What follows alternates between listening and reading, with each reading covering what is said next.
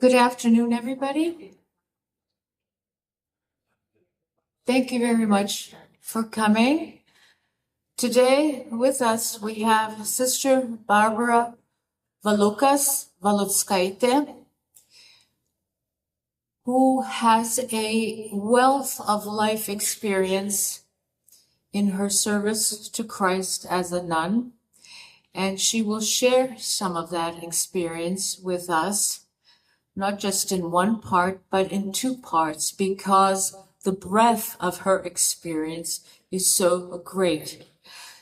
Today, we will hear about her experiences in Lithuania after it restored its independence. She was there, I believe, in 93 and 94. She will tell you the circumstances under which she got there, what she did there. We originally had scheduled her for one presentation, but we learned that she can speak quite a bit about women religious in general, globally, and especially about their role in a changing world and the challenges they face. That session will be presented tomorrow morning at 10:30, also in English, and I highly recommend that you come. But now let's turn our attention to Sister's presentation on her experiences in Lithuania during that period. Following her talk, we will be taking questions. So please, let's welcome Sister Barbara.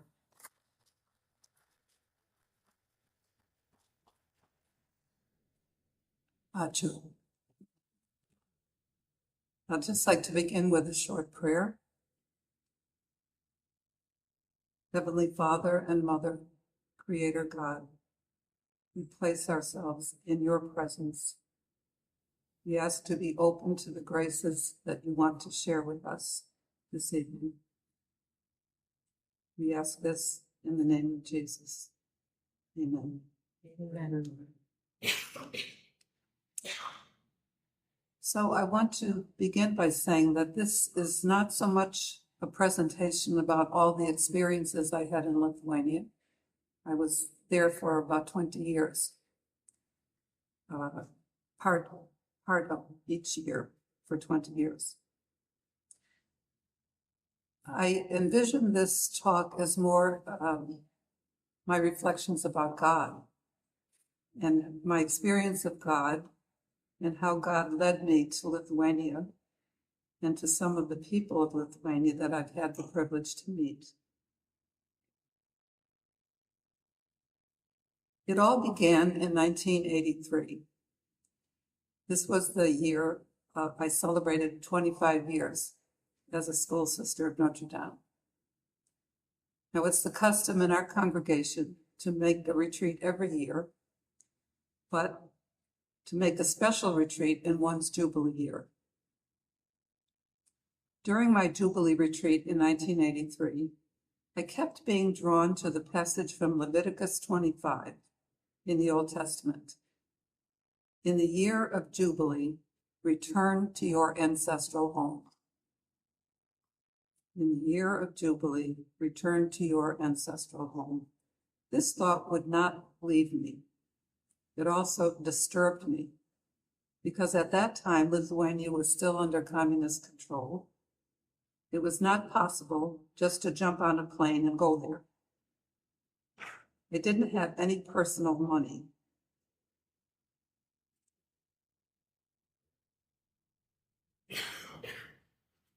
Excuse me. So I just stayed that way in prayer and let God act. 6 years later, Lithuania declared independence and was part of the Hands Across the Baltics, the peaceful political demonstration involving 2 million people who joined hands to form a human chain spanning across Estonia, Latvia, and Lithuania.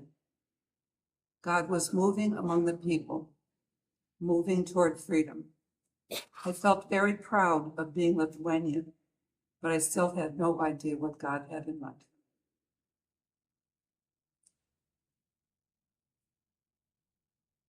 In 1989, I was elected to leadership in my congregation, and here is where things became a little clearer about God and me and Lithuania. Our General Superior in Rome was planning a meeting for all of the elected province leaders to be held in Hungary in October of 1990. She asked all of the superiors to plan their trips to Hungary by first traveling to some other country to get a feel for the reality there. She advised us each to go to a different country because no country had the room to provide hospitality for all of us. Another sister and I decided to go together. She wanted to go to Poland. I wanted to go to Lithuania, of course.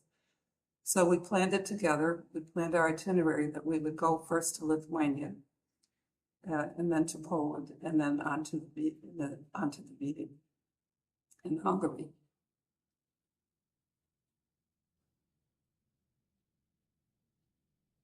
We had contacted our German sisters ahead of time.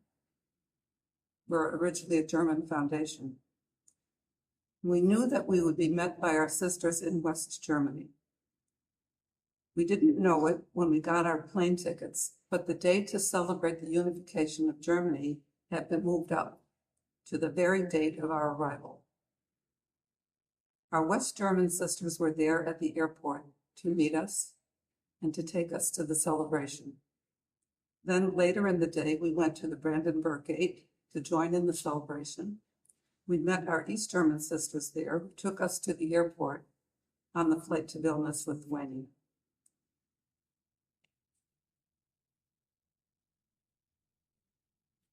We were met at the airport in Vilnius by a woman who had been assigned to meet us and be our tour guide. Her name was Vilja Triana. She had been appointed to be our guide for the few days that we would be in Lithuania. When Vilja asked what we would like to see in Lithuania, I replied that I would like to find relatives. We had some letters from Lithuania in the past, but they were very old, and we didn't have any current addresses. So we went to bed that night, thinking that we would probably not meet any relatives. But God had other plans in mind. Vilja appeared at our hotel where we were staying, and she was very excited, and she said, "You'll never believe what happened to me." She said, "I was literally sitting on the toilet listening to the radio, and there was a man there from the Lithuanian government giving a speech, and at the end of the speech, he was thanked, and his name was Jonas Valuckas." And that's when that connection began. So she called the station. He answered, and she said, "There's someone with your same name down at this hotel looking for relatives." Well, as soon as that program was over, he beat it down to that hotel. And he brought with him a chart with his family tree. So we were able to look at the family tree, and I brought mine too, showed it to him, and he said, "That's my uncle, that's my cousin," So things like that. It was a very emotional experience to realize that we were indeed related. So that led to some further contacts in Lithuania, shown here on this particular slide. Jonas proceeded to invite us to attend the first Lithuanian Congress of Lithuanian physicians since the beginning of the Soviet occupation. After all those years of waiting, God was moving very quickly. At the Congress, which I attended with my companion sister, we met Sister Albina Payerskaita, and she turned out to be the kind of the elected head of the sisters in Lithuania. All the different congregations would be our equivalent of the leadership conference. I had a chance to meet her there, and she came to me and she kind of grabbed me. And she said, "You have to come and help the sisters. You have to come and help the sisters." I knew that I couldn't do that because I was just elected to leadership, and I knew I had a 4-year term. But again, I was learning to trust, And we had the Lithuanian dancers. They provided a wonderful feel for Lithuanian culture.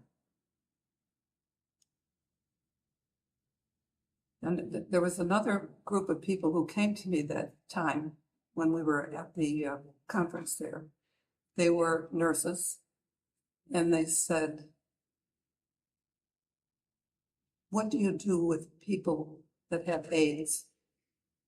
And I said, "Why are you asking?" She said, "Well, we have people with AIDS in Lithuania, and the bishops tell us that they're just sinful people and not to do anything for them." So I said, "Oh." Well, I said, "Well, I'm not a medical person, but I said, we have people in the United States who are working with people with AIDS, and I'd be happy to send you some information if you are interested." They were interested. So I sent that information when I got back to the States. I don't know whatever happened with that. It was just an experience I had. This first visit in Lithuania taught me a lot about Lithuanian history and spirituality. Spirituality deeply marked by the passion and death of Christ. And I was very, very moved by not only visits to the graves of my own ancestors, but to the Hill of Crosses. Deeply moved by this experience and how it continued, all the stories I heard about the people who braved the night to go put up those crosses again after they had been torn down, time after time.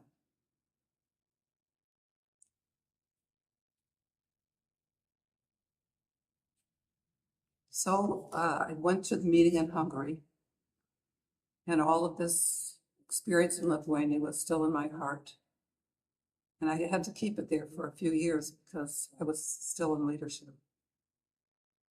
But when I went to the Leadership Conference of Women Religious, one of the speakers there, a Lithuanian-American, Monsignor George Sarauskas, and he was making a presentation to the Leadership Conference of Women Religious in the United States. And he said, "We're looking for religious to go to Poland, to Hungary," he named all the different countries where they were, where we need people to help bring people back to the faith. So I went to see him when my term was close to coming to an end, and I said, I would like to volunteer to be on one of these missions. And so he said, "Well, we need someone in Lithuania." So, thank you, Lord. So, and the reason they wanted somebody in Lithuania was that they had just begun to establish a Catholic television center in Lithuania. And they were looking for people to staff it. They had some young people to staff that could do the mechanical stuff, but they didn't know how to put on a program that was oriented toward religion because they hadn't had any experience with it. So through Monsignor Sarauskas, I was able to eventually, when I came out of office, to go to Lithuania and meet the people at the Catholic Television Center. And here were some of them. So I tried to help them a little bit. Oh, you've seen some relatives. Yeah. A wonderful group of people. And they helped us, or they helped to begin this television programs in Lithuania. However, I only got to work with them for a short amount of time. And then they had to leave Lithuania because John Paul II, the Pope, was coming to visit Lithuania, and he was going to travel to all of the Baltic countries. And they had to follow him because they were the TV crew. So they were going to be away now for several weeks. And that kind of left me without a job. So I didn't want to just sit and twiddle my thumbs. So that led to my next job. This was about John Paul's visit. So that's how I got to Tele 3 in Lithuania. It was run by Valuckas. So I went to her and asked her, was there anything I could do while I was there? And she said, well, we really need somebody to teach English on Lithuanian television. So that's what, that's what I started doing. They're preparing these little English lessons. Now, you have to know there was only one camera, only one TV camera in the whole studio. So the lessons had to be very short, like 5 minutes. And then I would give a little lesson, give an example. And but I know that they had an impact, because from the time I started making those lessons, I couldn't walk down the street in Vilnius or Kaunas or any other place before people were coming up to me saying, Ačiū už pamokas, Ačiū už pamokas. They just felt a tremendous feeling of freedom because they could speak a little English. That somehow it somehow stood for something. That it stood for some freedom, I guess. So, and I got to meet some of the kids in Lithuania, and they got to participate in these lessons. But we had many funny experiences too because of that one camera. Like, we might be in the middle of a lesson, and one of the staff members would run in and say, blah, blah, blah, it happened on the street. We need the camera. We need the camera. So, they'd be running out and shooting whatever they had to shoot on the street. And then we had to sit there and wait and then continue the lessons when the camera came back, whenever that happened. So it was kind of a challenge, a little bit beyond what I had expected, because I had worked in educational television in Brooklyn, New York for the church.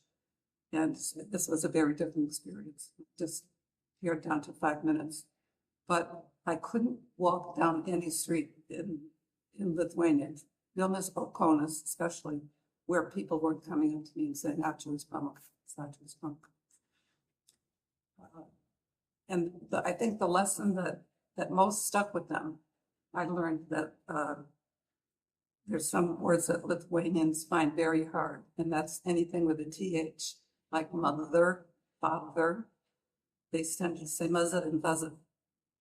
So we had to learn how to say mother instead of mother, and father instead of father. And that was a learning.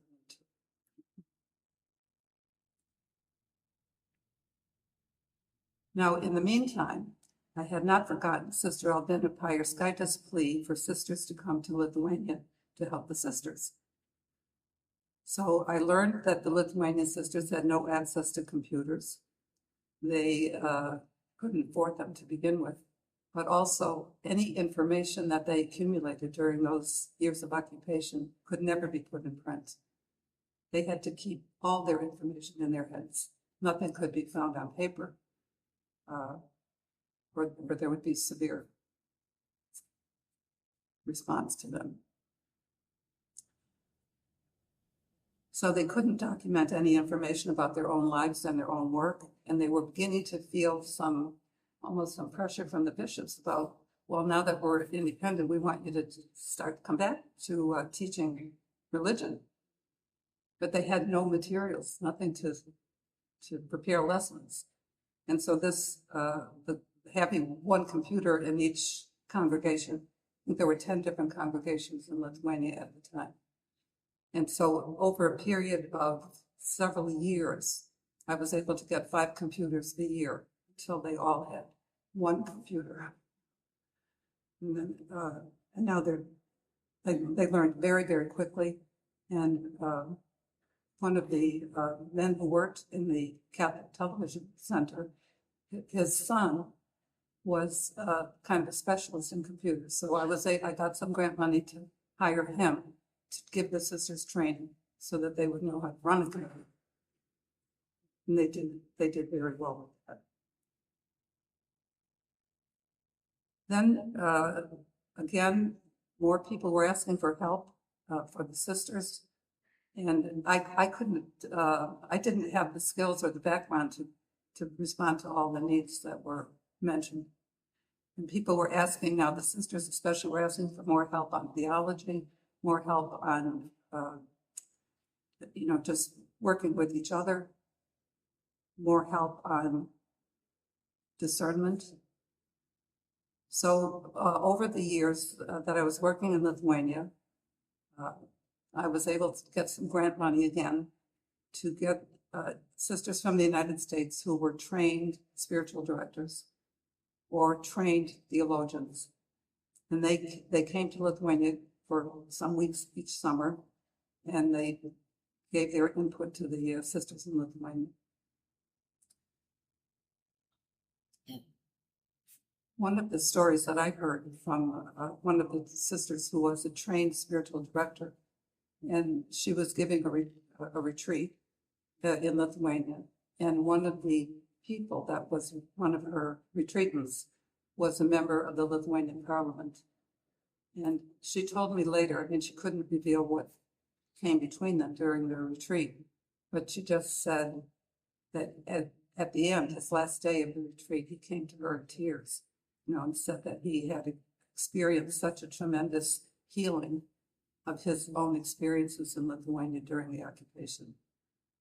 And he had never experienced the depth of help, spiritual help, until that particular retreat. And so that was, I heard stories like this many times from the sisters. As the years went on, more sisters and some lay persons in Lithuania received training in spiritual direction. And the Lithuanians were learning that women could provide this kind of spiritual guidance as well as men, because it had not been on their radar at all that women could do this.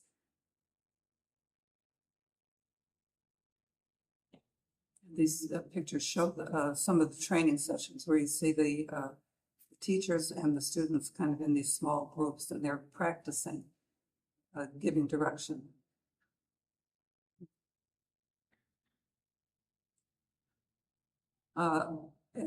My name got kind of spread around Lithuania as someone that people could come to if they needed help, especially if they needed money. So one of these groups was Women Helping Women. There were no services in Lithuania at that time that dealt with women who were deserted by their husbands or wounded by their husbands physically. So there was a little group of women that wanted to start such a group, and they came to me also asking for some help. So I was able to provide them with, get some grant money to give them some support. And I learned a lot about the violence, the sexual violence in Lithuania. And a lot of it had to do with because of the availability, a very strong drink. Very strong drink. And so I remember once meeting with a group of high school girls, and during the question and answer period, some of the girls raised their hands and said, "Is it really okay for my father to beat up my mother?" Well,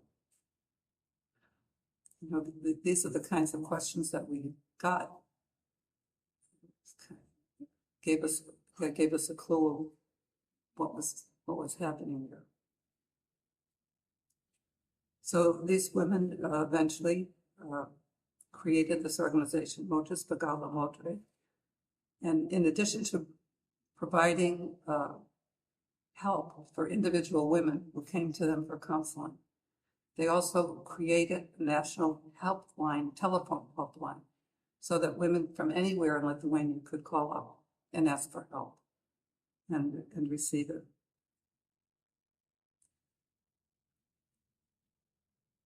Another initiative that has more recently begun in Lithuania is Renate. And Renate is an anti-trafficking network. One of our sisters who used to work in the Faith Development Department of the United Nations, she brought me some material about Lithuania being one of the highest number of women being trafficked, because Lithuanian women are beautiful, and they didn't know how to respond because they were also very poor, and if they got somebody interested in them, and this happened to one of my own relatives, where a man came to her, and she's a beautiful girl, and the gentleman said, you know, you would make a wonderful waitress. You know, if you come with me, I'll see that you get a good restaurant, good salary. And when I found out about it, I said to her mother, do not send her, because you just knew automatically she was going to be trafficked. But the Lithuanian women were pretty naive about that. And I was very upset, and I was still working with the Tele3, and one of these men gave money to Valuckas to give a little advertising. You know, of course, he didn't say what he was doing, but he said he was looking for young women to serve as waitresses or something like that out of the country, and that they would get very good wages. It's the whole spiel that I had heard from others. And, I couldn't convince Lucia, say, don't put him on TV. I mean, she was in charge. But I really prayed for those women, prayed that they wouldn't respond. And as I said, I had an experience in my own family where one of the cousins' daughters received such an invitation, you know, to get a good job in a restaurant or something. And I said, do not send, don't let her go. At that time, you're supposed to have the permission of both parents in order to be released for this. And the father was working in another country. I think he was in England working in another country, and they couldn't reach him. I said, thanks be to God. She couldn't get the permission. And so she didn't go, and she's now very happily working in Lithuania and married happily.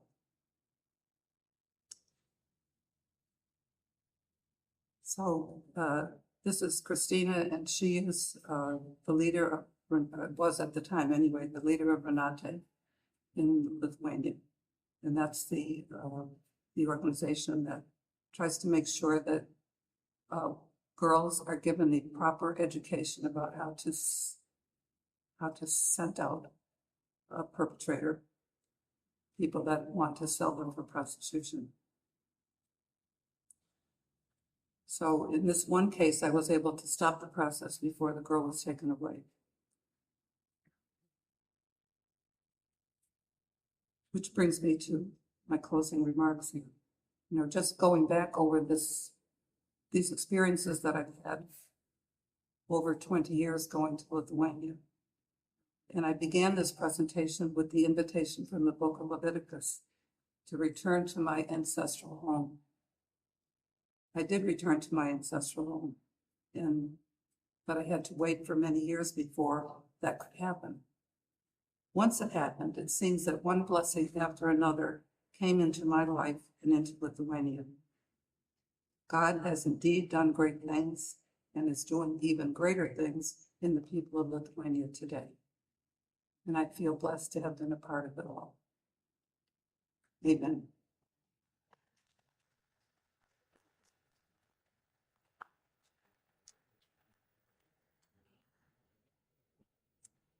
Thank you, Sister Barbara, for sharing your fascinating and very moving story about your experiences and your positive input to Lithuania during a very critical period of its history. I'm sure people have lots of questions, so we'll open up the floor to whatever you may ask Sister Barbara to explain. Any questions Or comments? Rima? Could you speak louder? Yeah, we're gonna get a microphone.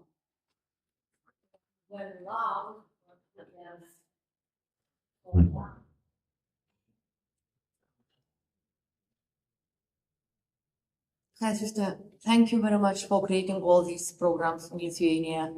And do you know what is the situation with trafficking or women like sending into these houses as of now? And it was not just women. I think it was like young boys who were sent to Norwegia or was drugs somewhere in like South America. So do you know anything like where it stands now?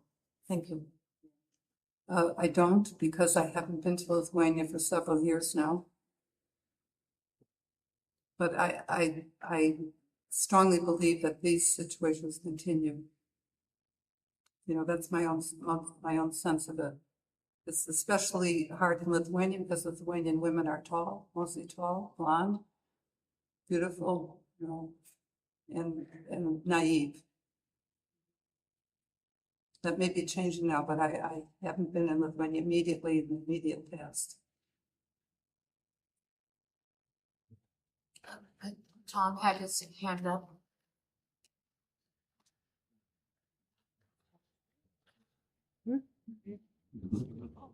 Can you hear me now? Very early on in your presentation, you said that when you or your group inquired about what to do for AIDS patients, the church hierarchy in Lithuania basically said, they're just sinners, don't bother about them. And my question is related. How did the church hierarchy react to the human trafficking issues that you fought against and others similar? Do they also, and in particular, a young woman asked, is it normal for my father to beat up my wife? What was the position of the church hierarchy then? I imagine it's probably back to something like normal now, but at that time, what was it like? Well, again, I'm not in a position to say because I made it a point every time I came to Lithuania each year to visit the bishop or the cardinal and let them know who I was so that they would understand what my work was there. But I can't say that I had a lot of contact, with the priests. I was more with the women, and I wouldn't be a credible source, for some information about what the clergy thought.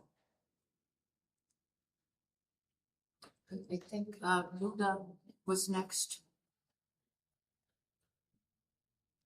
So it's great to hear, to find out that you were at the very beginning of the Catholic TV channels in Lithuania. I remember the first sermon was televised from the great cathedral in Vilnius in 1989, how wonderful it was.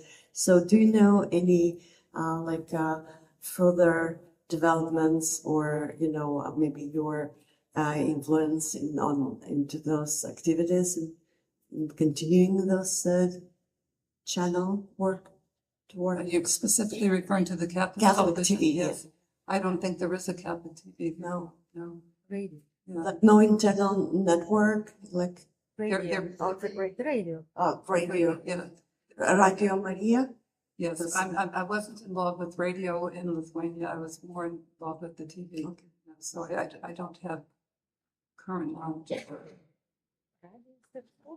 O tokio kanalo nėra, ne?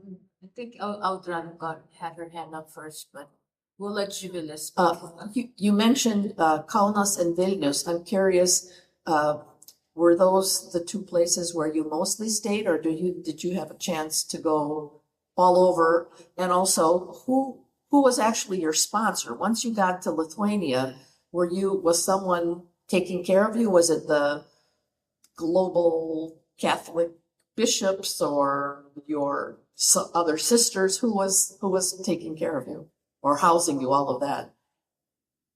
Well, in the beginning, it was the bishops because they, when I went to that meeting with the Valuckas, that took care of the first 2 times I went to Lithuania. I was funded by the fund that the bishops set up when not only Lithuania, but the other countries in Eastern Europe were able to be free enough to have help like that. So, what was the second part of your question? When you get to Lithuania, who meets you and who gives you housing? And then do you have an opportunity to travel, to outlying cities and Yes. towns? Well, in the beginning, the first time it was Vilja Turjeno, the guide. She was the one to meet us the first time. After that, it was one of my relatives, Jonas Valuckas, or some other relative.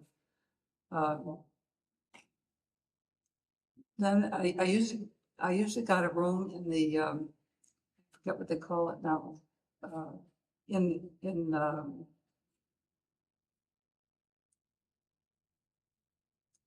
can't remember the. Sisters? Guest house? No, it wasn't with the sisters. It was in Kaunas. It was the seminary had carved off half of the seminary, to be like a. Actually, I stayed there about a month ago. I think it's Hudson. It's right next to the cathedral. Yeah. Okay. Yeah. It's run by the Franciscan brothers, at least now. So there was always a place for me to stay. And in terms of traveling, one of the requests that I got one of those early years in Lithuania, I think it was the bishop in not Vilnius and Kaunas, who wanted me to do a survey of the I'm trying to remember what it was, a survey of the Catholics in each diocese. So it must have come from Vilnius or something higher up. They wanted me, but of course I needed an interpreter to interview these different centers. This was when the church was just beginning to provide religious education, and there were no materials in Lithuanian. So they were trying to do a needs assessment to find out what was needed. And so I visited every diocese with an interpreter, Salome Atekarina. And then I had to prepare a report to so they would get a sense of what the needs were. Auda?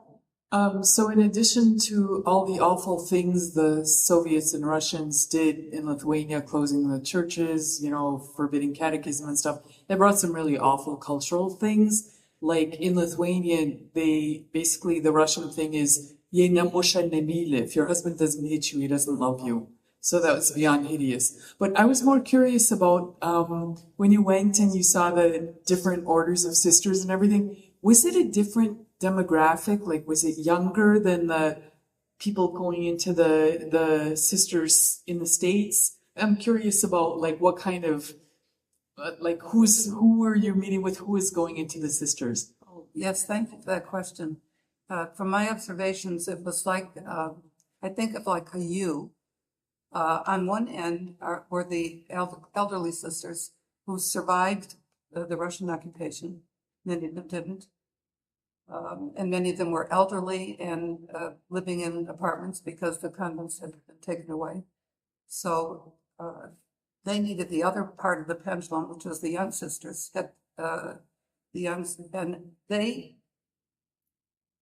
I can't say young people entered in droves. They did get some new members entering. And then you had the middle group, which was also kind of a thin group that entered during the occupation. They entered secretly, had their formation secretly. And so that was another group. So there were three different groups. They all had different needs. And then the younger sisters, whether they were in that middle group or the new group, they were expected to, in addition to their studies or their regular work, they had other things added onto them. Now they also had to do work in the parish, apart from their regular work, because they weren't being paid to work in the parish. So they were getting loaded on an enormous amount. They were expected to take care of the elderly sisters, to provide some materials for the parish, and engage in their own professional activity besides. So they were pretty tired. And in the beginning, there weren't a lot of experiences to help them. So one of the times I was there, I offered. I said, "Would you like a day of recollection or something that you could come?" Well, they'd never heard of it, but they kind of liked the idea, that they would be able to come someplace and be quiet, and they could go out to the plaza, and pray there.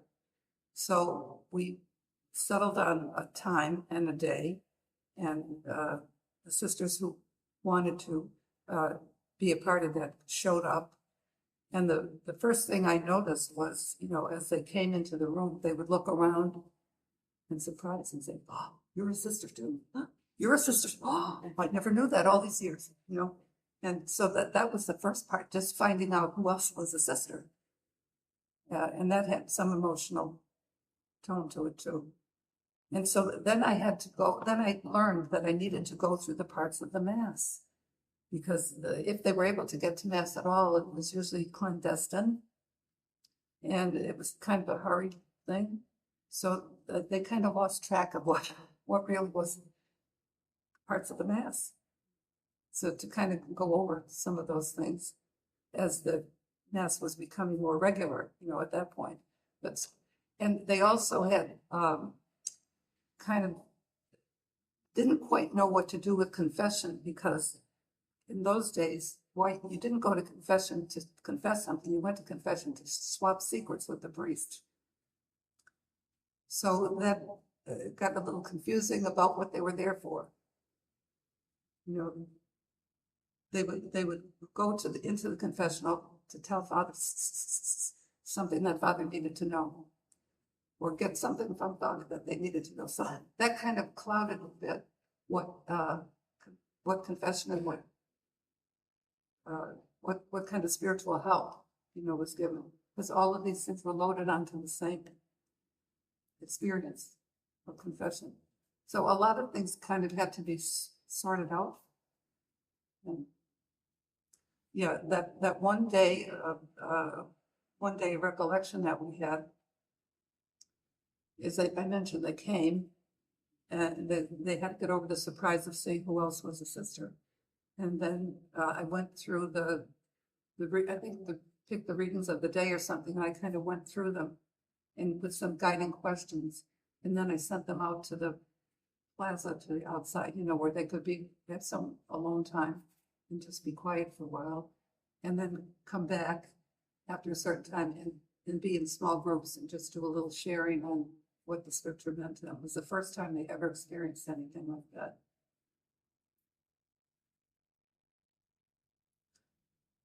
Anyone else with a question or comment or observation? Well, then I have a question for you.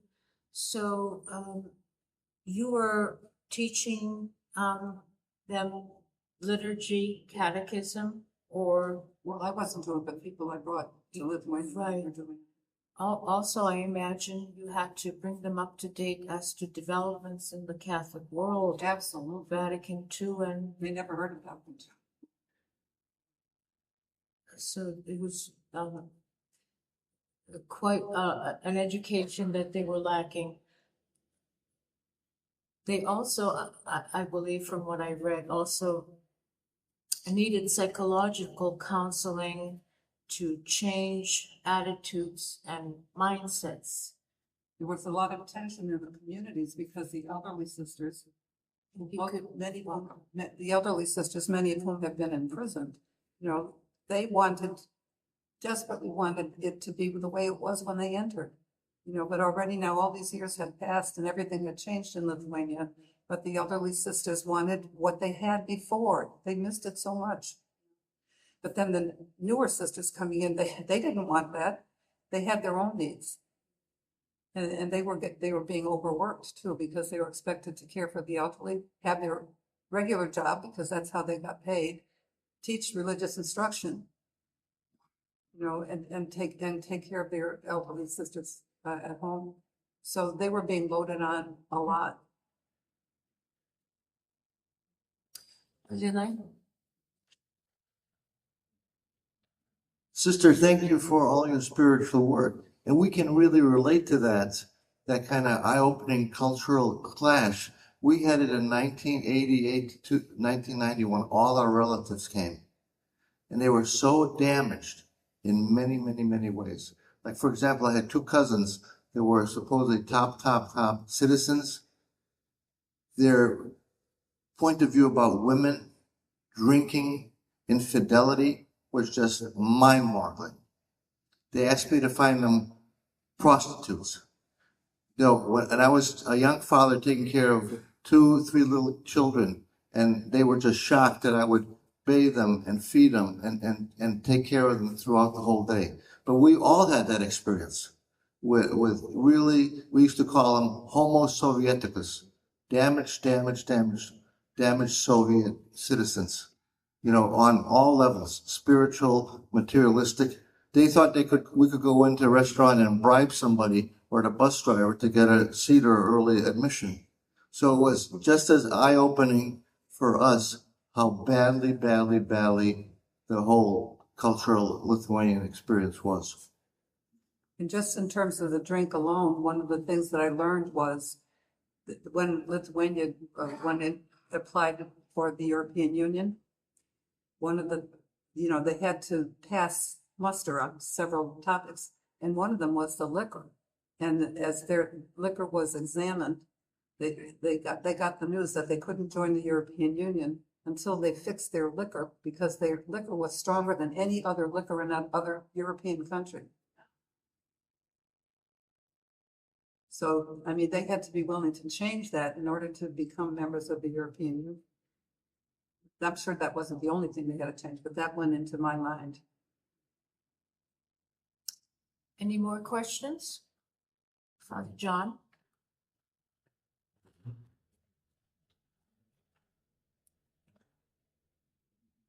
I really raised my hand because I want to see if it doesn't run across the front and get moving that microphone. Thank you, Sister, for your work, your ministry, and sharing your story with us. I guess my question is, in your work when you began, right after Lithuania has its freedom. Was there collaboration and cooperation between what you were doing and the bishops, what you were doing in other men's communities, or was each one kind of doing their own thing? Was there collaboration and cooperation? I think it was more each one doing their own thing. And some of that was fostered by the bishops. For example, I was aware, that the Hilton Fund, for example, was making some funds available for religious purposes, etc. And one of the things that I learned in Lithuania was at the meeting of the bishops agreed among themselves that because, if you filled out this application for the Hilton Fund, say, it had to be co-signed by a bishop or some superior or something. They agreed that they wouldn't sign anything that didn't come from themselves, so that they would channel this Hilton Fund money just to themselves.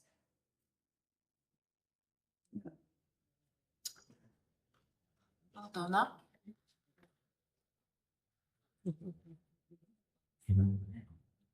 Sister, I too say thank you for all your work. Where do you think the most progress has been made, and where do you wish that there would be more progress? Well, that touches into, I'm a little weak on that now because I haven't been there for about 10 years. So, But during your 20 years. well, I think among the women. They were the ones that got it, for one thing. And like the Women Helping Women, Motus Bagala Motive, they founded that. There was no group that advocated for women in Lithuania until they began it. Now there are other groups, but they began it. And they worked hard. They created this telephone hotline that went through all of Lithuania, that any woman could call in and ask for help and receive help. So I think because they were the most used and trodden on in a way, that their courage, I think that's why I would respond to your question that way. That they deserve the applause. And where would you have liked to see more progress during those 20 years? That's a hard question.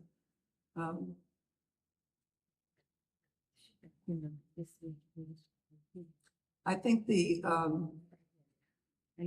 with the spiritual direction, I think that has been so helpful to not only sisters, but men and women who have come to the retreat houses that were established by the sisters and gotten in touch with their own pain. Maybe I shared this already during my talk, but one of the sisters that I brought from the United States to do training in spiritual direction, and she came to me at the end of one of the sessions, and she said that one of the men in her group, did I say this already, had been a member of parliament, yeah. And he was in tears, and he said it was really the first time that he gave himself permission to kind of feel the depths of the pain he had experienced, and was so grateful to have experienced this spiritual direction. Thank you. Any more questions? Oh, what else? Just a quick one. Does your order have a chapter in Eastern Europe? We have a number of sisters in Eastern European countries, but none in Lithuania. Yeah.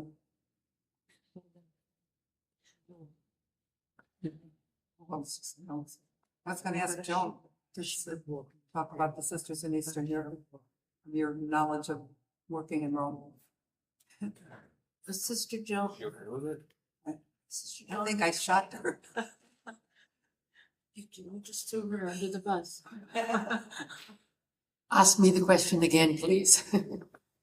Sister, if you could repeat the question. I think I'm not sure I remember the question. Chapters of your order in other Eastern European countries. Actually, Barbara, I don't think that I can really address that. Okay. Because what I did when I was in Rome for 7 years, for 5 years, I was the secretary to the General Superior. So any knowledge I had came through her Yeah. when she would come back from her visits. Well, I just meant like the names of the provinces. Which countries were we? Let's see, We're we had. putting her on the spot. Putting her on the spot.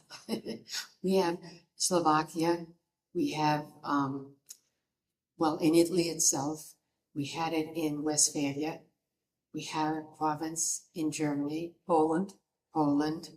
Bavaria, let's see, where else? Hungary. That's probably it. And right now, they're working to become one Europe and to kind of bring together all of their resources and their knowledge, etc. Thank you, Joe. I'm sorry to spring that on you. But Something else I might answer more. Okay. You'll hear a little more from Joan tomorrow when we're addressing the different topic for tomorrow. Any more questions on today's topic? If not, I'm sure Sister would be willing to discuss additional questions offline. But again, thank you so much, Sister Barbara, for sharing your experiences. We very much appreciate it.